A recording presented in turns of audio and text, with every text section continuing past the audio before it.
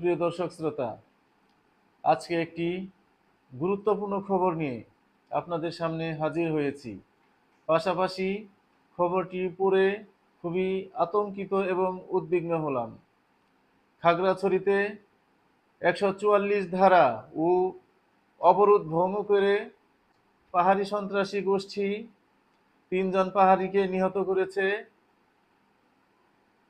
পাশাপাশি বাংলাদেশের 18 কোটি মানুষের প্রাণের স্পন্দন, আস্থার জায়গা বাংলাদেশ সেনাবাহিনীর 13 জন সদস্য ও 3 জন পুলিশ সদস্য সহ সর্বমোট 30 জনকে আহত করেছে।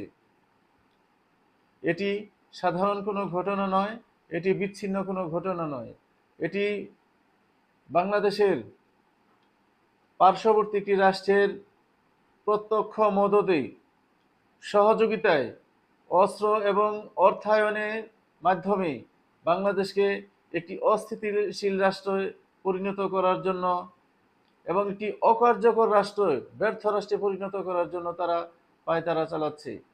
আমি মনে করি এটি বাংলাদেশের স্বাধীনতা এবং সার্বভৌমত্বের জন্য হুমকি স্বরূপ। আমি বাংলাদেশ সরকারের মাননীয় প্রধান উপদেষ্টা সহ স্বরাষ্ট্র উপদেষ্টার কাছে অনুরোধ রাখবো, কঠোর হস্তে এই সন্ত্রাসীদের দমন করবেন এবং যে কোনো মূল্যে এদের দমন করতে হবে। আমরা 18 কোটি বাঙালি আপনাদের পাশে আছি। ভালো থাকবেন সবাই। আল্লাহ হাফেজ।